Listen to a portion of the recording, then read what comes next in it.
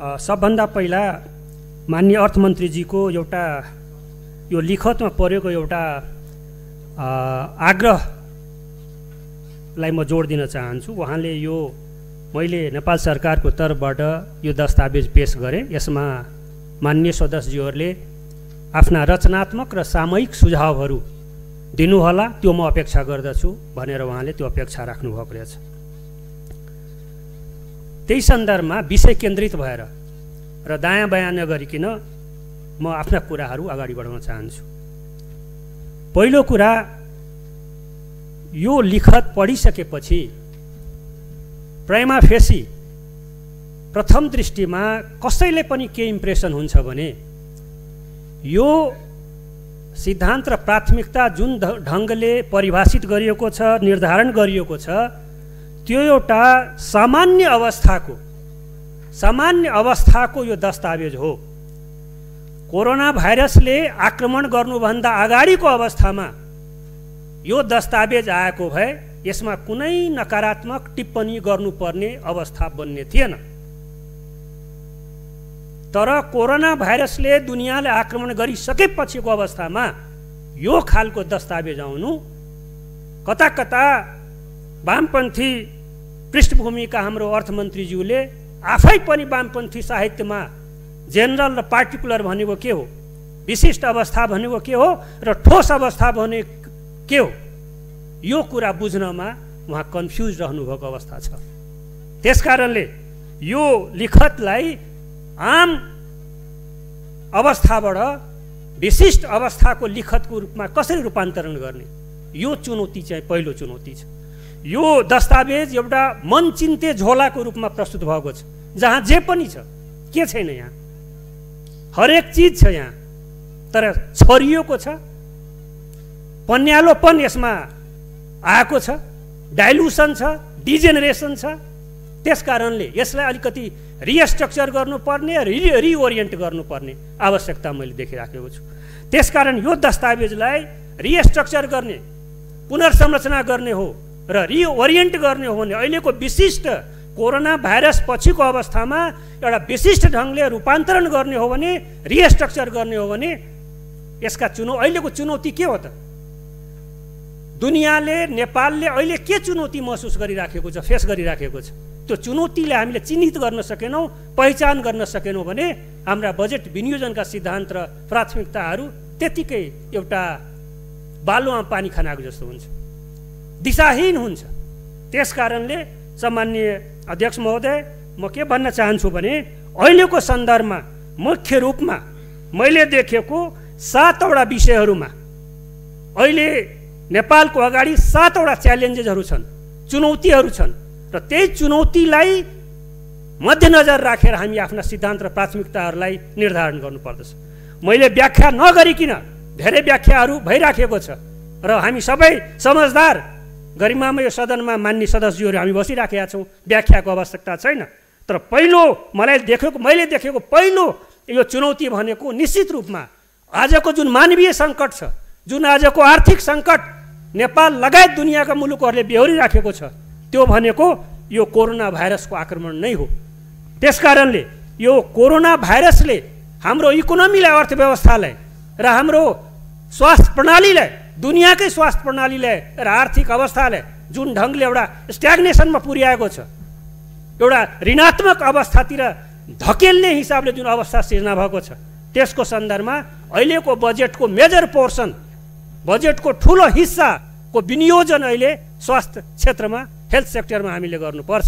र म माग गर्न चाहन्छु नेपाल सरकारसँग र माननीय अर्थमन्त्रीज्यूसँग म ठोस रूपमा माग गर्न चाहन्छु कि यसपालिको बजेटमा मिनिमम रूपमा कमसे कम 10% कुल बजेटको 10% मिनिमम रूपमा हेल्थ सेक्टरमा यसपालि बजेटको विनियोजन हुनुपर्दछ।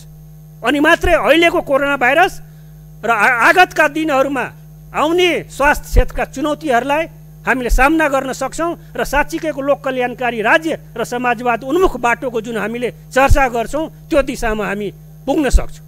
त्यसकारण पहिलो चुनौती भनेको व्याख्या नगरिकन म भन्न चाहन्छु कि पहिलो भनेको यो हेल्थ सेक्टरलाई प्राथमिकता दिएर जाने कुरा हो। दोस्रो भनेको सम्माननीय अध्यक्ष महोदय, अहिले कोरोना भाइरस पछि दुनियाँ इन जेनरल र पार्टिकुलर नेपालको सन्दर्भमा अहिलेको समस्या दोस्रो भनेको हाम्रा गरिब र तल्लो तबकाका जनताहरूले बोकिराखेको भोकमरीको अवस्था हो। यो भोकमरीको अवस्थालाई कसरी चाहिँ एउटा नियन्त्रण गर्ने र निर्मूल गरेर जाने, यो स्टार्भेसनको स्थितिलाई, यसको लागि देशका अर्थशास्त्रीहरूले भनिराखेका छन् एउटा विशिष्ट किसिमको आर्थिक प्याकेज, रिलिफ र रेस्क्यु प्याकेज लिएर आउनुपर्दछ।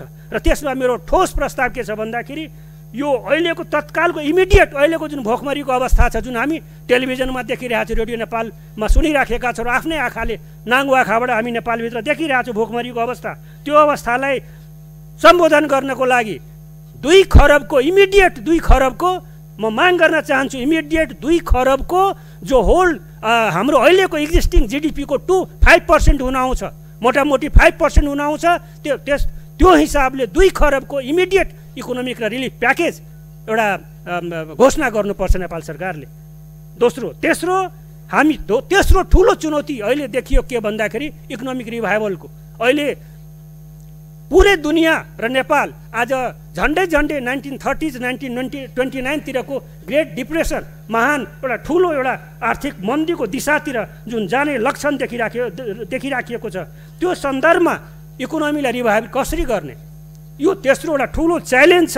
र म व्याख्या नगरिकन भन्न चाहन्छु, म आफ्नो दलको तर्फबाट कुरा राख्न चाहन्छु, निश्चित रूपमा अहिले इकोनोमीलाई रिभाइभ गर्नेतिर जाने हो भने त्यसको पहिलो प्राथमिकता भनेको कृषि नै हुनुपर्दछ। व्याख्या नगरिकन म भन्छु कि आज म यो E.F. सुमाकर जो दुनियाँका एउटा नामुद प्रसिद्ध जर्मन ओरिजिनको ब्रिटिस अर्थशास्त्री E.F. सुमाकरले स्मल इज ब्युटिफुल भन्ने किताब लेख्दाखेरि त्यो किताबलाई आजको सन्दर्भमा नेपालको सन्दर्भमा एउटा सानो र एलडिसी कन्ट्री नेपाल भएको सन्दर्भमा स्मल इज ब्युटिफुल भन्ने किताबलाई हामीले सम्झनुपर्छ।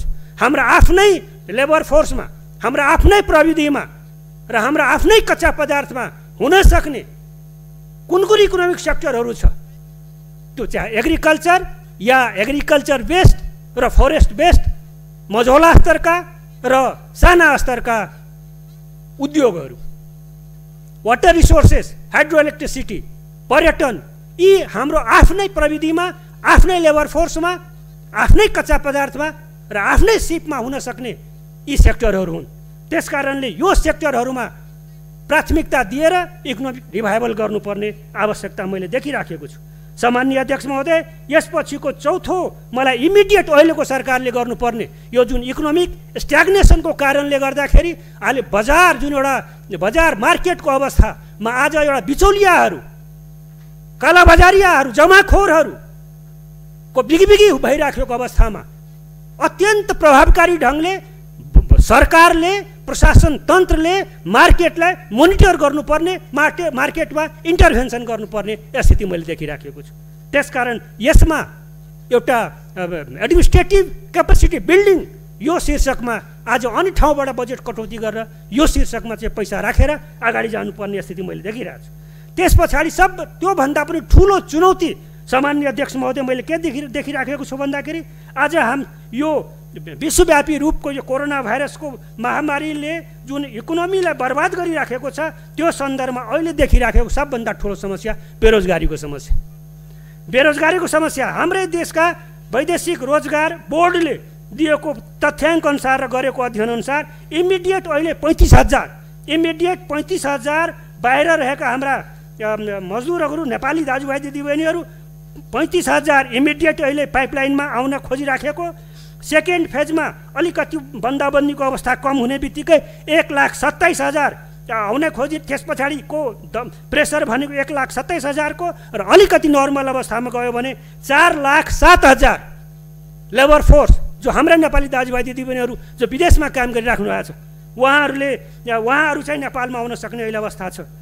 र देशभित्र यो कोरोना भाइरसले गर्दाखेरि इकोनोमिक जुन एउटा स्ल्याकनेस देखिएको छ, त्यो कारणले यहाँ स्वयं डोमेस्टिक अनइम्प्लोइमेन्ट जुन जेनेरेट भएको छ, यो दुईटैले सम्बोधन कसरी गर्ने, भोलि यसले पार्ने पोलिटिकल र इकोनोमिक इम्प्याक्टहरू र सोसियो कल्चरल इम्प्याक्ट यसको के हुन्छ यदि यसलाई हामीले सम्बोधन गर्न सकेनौँ भने। त्यसकारण मलाई के लाग्छ भन्दाखेरि पाँचौँ अत्यन्त एउटा प्राथमिकताको रूपमा सामान्य अध्यक्ष महोदय यो चाहिँ इम्प्लोइमेन्ट सेक्टरलाई, जब क्रिएसनको सेक्टरलाई हामीले दिन सक्नुपर्दछ।